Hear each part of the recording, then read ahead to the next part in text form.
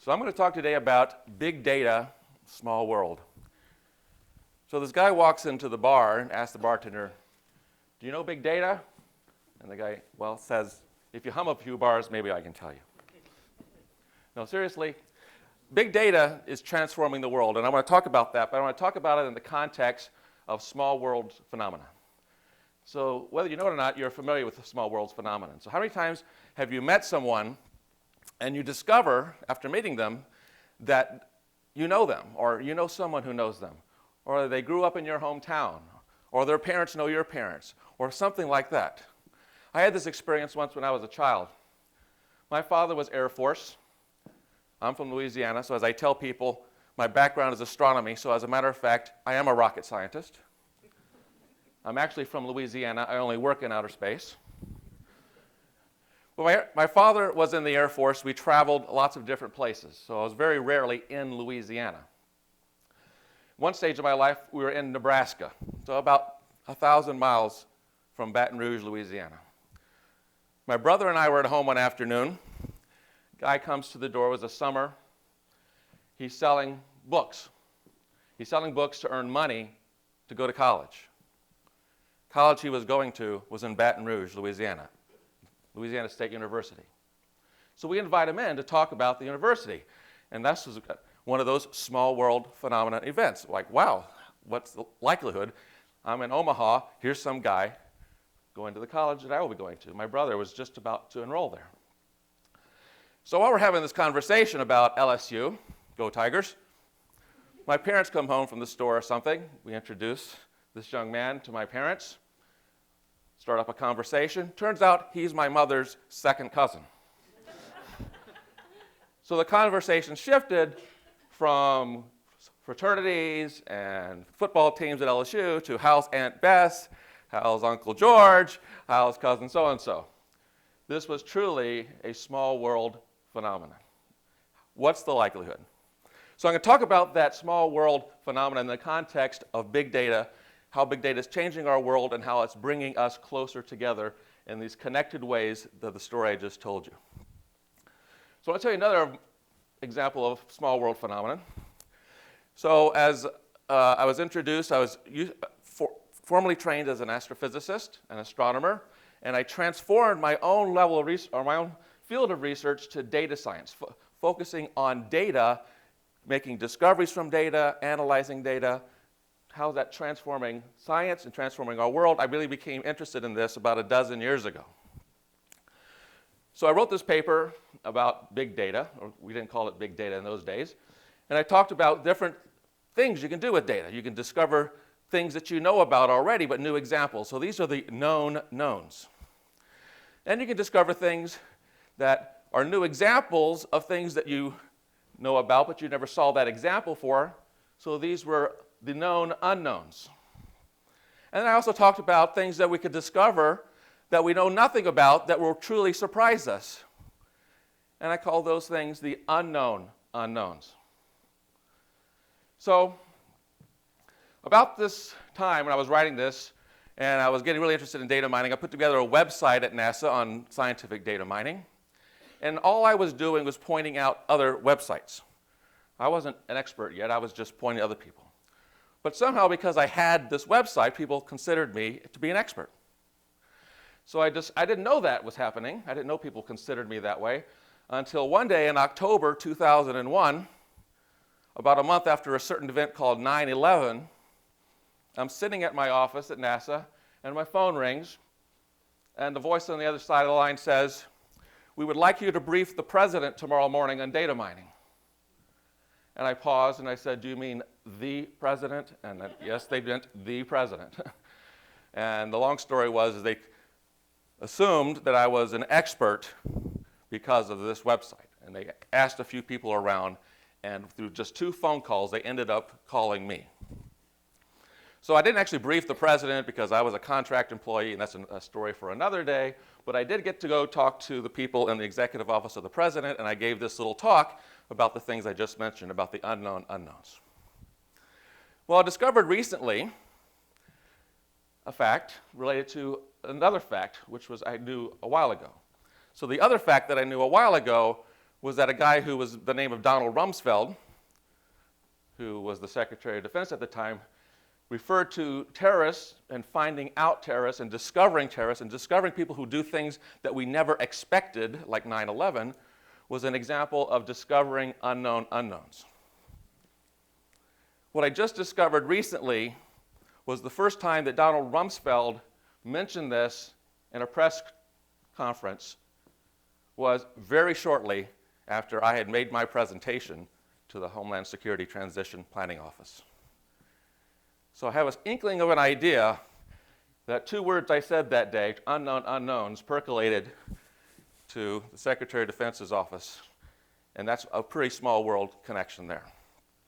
So what is all of this? Why am I telling you all these stories about connections in small worlds? So what is big data?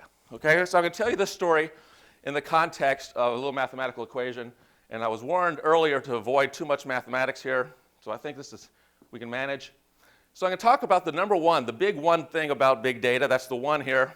Then I'm going to tell you three characteristics of big data, three ways that the news cover big data, and three examples of techniques of discovery from big data. So that's my 1 + 3 + 3 + 3.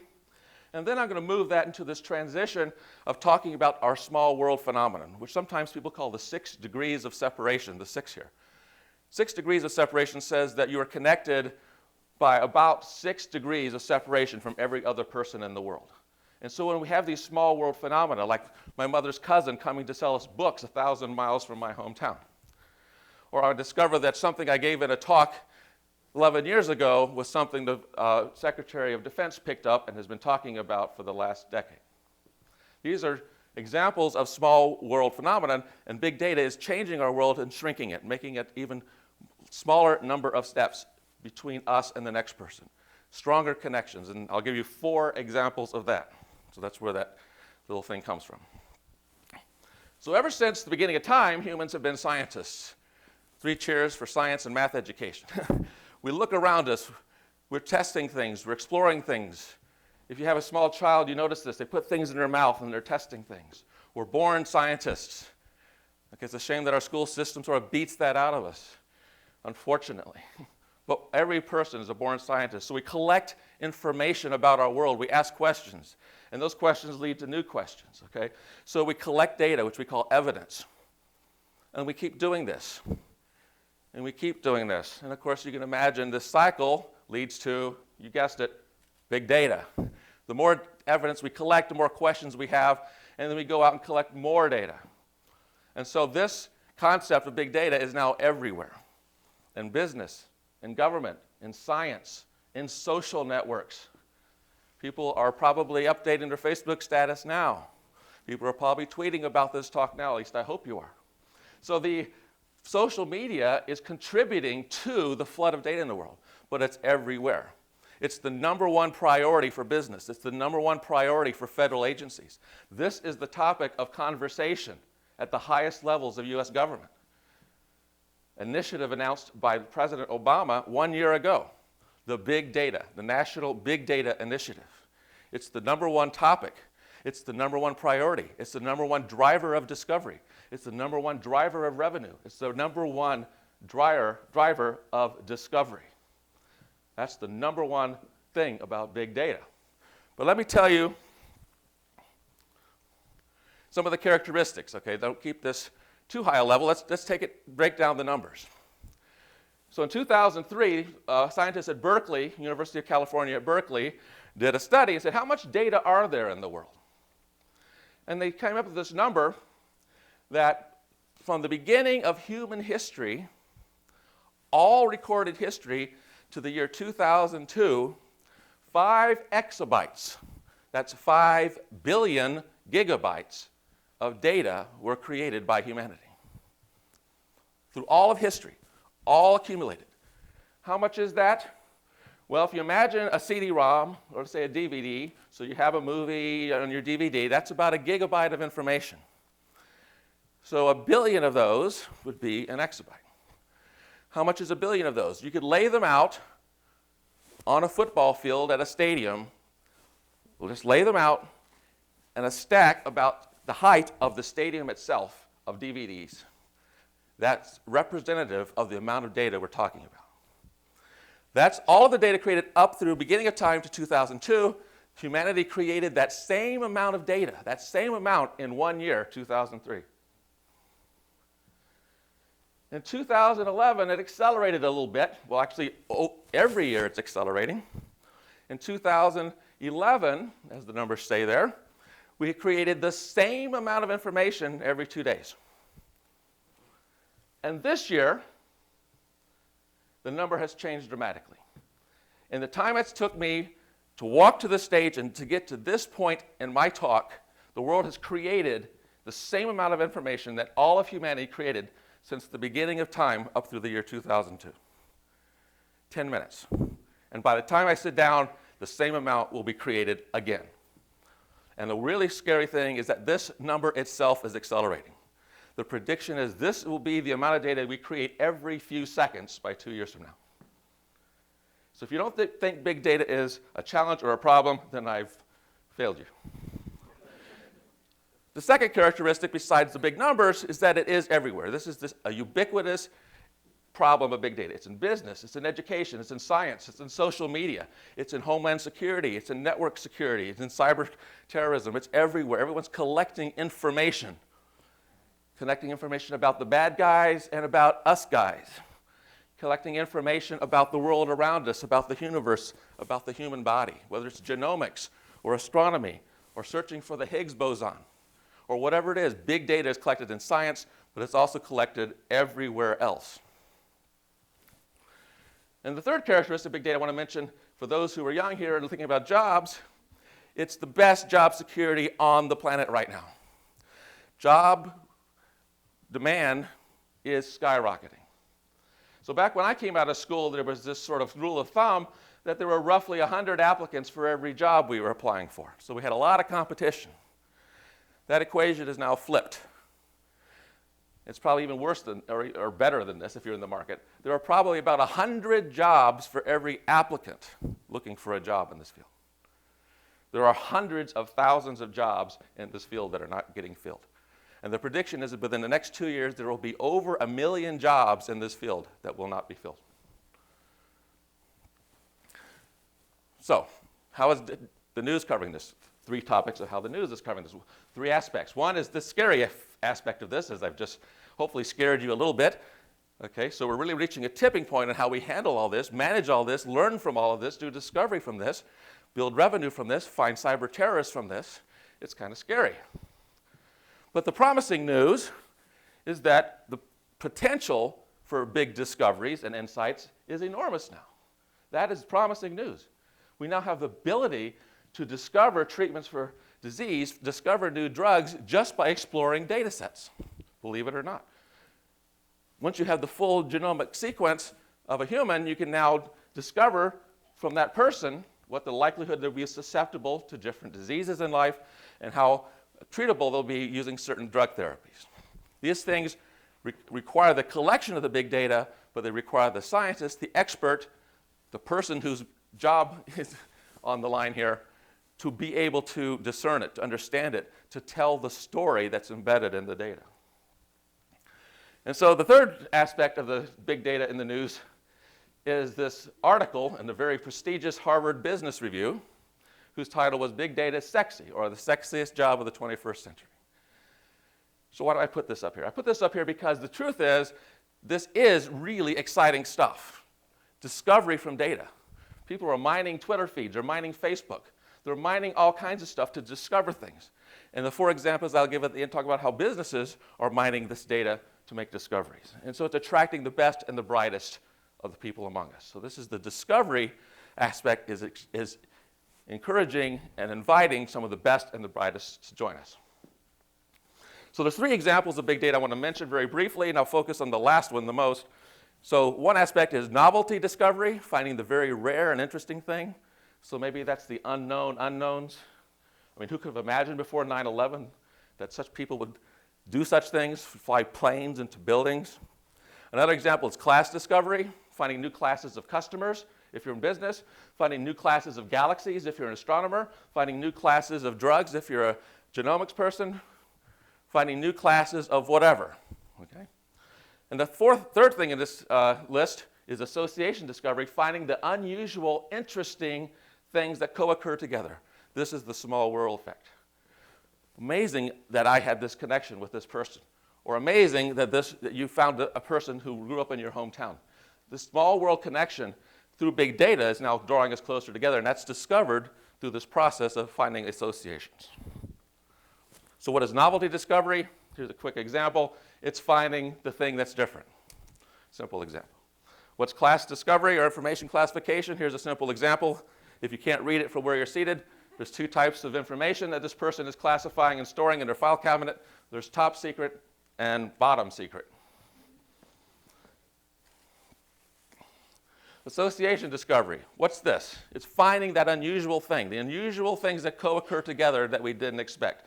Finding how many degrees of separation between things and discovering that it's much fewer than 6. There's something going on here. Why are there much fewer degrees of separation between these things? So what is this 6 degrees? I've mentioned this briefly. So this is this concept of you're connected to just about everyone in the world by no more or average 6 degrees of separation.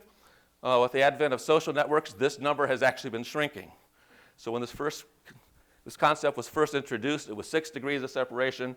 2 years ago, we're talking about nearly 4. Who knows, it might be even smaller now. Social networks are shrinking our world already.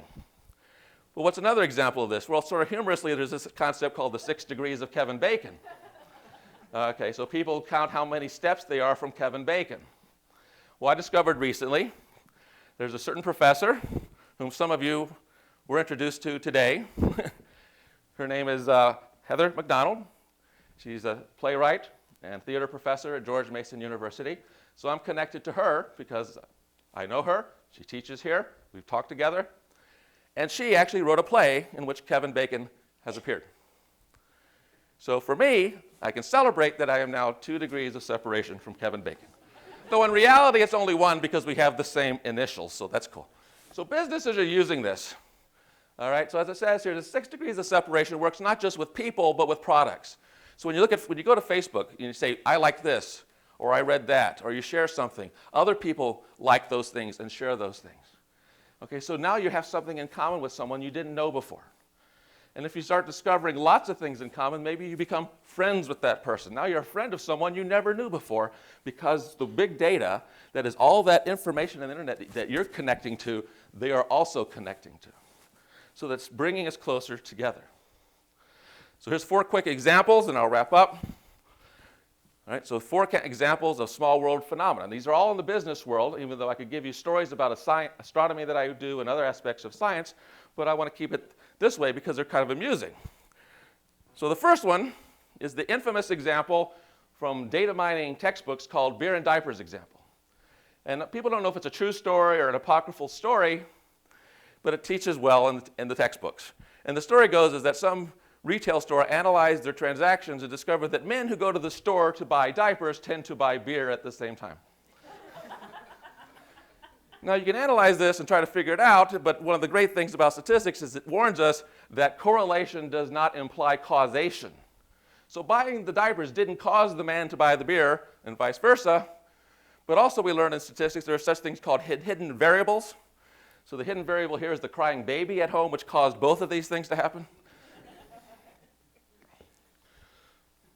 Another example is one you've probably experienced in Amazon.com or other similar online stores where you buy a product and they say people who bought this product also bought this one, and they make recommendations to you. They're using the data to make that recommendation. Purchase histories, purchase transactions, but also which pages people have viewed on their website. And so this is a win-win, I say. Amazon wins if you buy their product, right? They make some more money, but you win because you discover something interesting that you didn't previously know about. And how did you find out about it? Because someone else has similar interests to you. So that world is shrinking. I like this book, and wow, look at that. I didn't know this one existed. Same thing's happening at Netflix, recommending movies to people, rentals, based upon your rental history and people who have similar rental histories. Again, a win-win. Discover a new and interesting movie you didn't know about. Netflix makes a little money off you. Okay. Big data is shrinking your world. 4th example I want to use is from Walmart. So a few years ago, probably before the birth of Facebook, Walmart had the biggest data warehouse in the world. It's probably still pretty big, but I don't know who it rivals now. So they collect all information about all their transactions and all their customers and all their stores all across the world. And in the year 2004, there was a series of hurricanes that came across the state of Florida. And it was like every other week there was a new hurricane. So Walmart said, what do the customers really want? We see this other hurricane coming, and oh, by the way, we see another one coming. What do customers really want? So they analyzed their database, their purchase logs, the customer histories, and discovered there was one single product that customers bought at a 7 times higher rate than everything else. So lots of things increased in sales prior to the advent of a natural disaster, which is predictable in the case of a hurricane. Water sales, diaper sales, toilet paper sales, plywood, generators, flashlights, batteries. The one thing that increased more than all of those by a factor of 7, I'm not talking 7%, I'm talking 700%. We could have a little discussion about this, but I'll just tell you what the answer is. Strawberry Pop-Tarts. So there's a break after my talk. I'll be happy to talk to you about strawberry Pop-Tarts later, and why do I think this happened. So I'm not here to tell you the why, but to tell you the data story. And so right now our world is shrinking. Places you visited, websites you go to, things you purchase, friends that you like, all of these things are narrowing and shrinking your connection to other people in the world. And businesses are using this to make retail sales. Governments are using this to discover terrorists. Scientists are doing this to discover new drugs and new properties of things about our universe. Our world is shrinking through the advent and application of this big data. So face it or not, big data is shrinking your world. Thank you very much.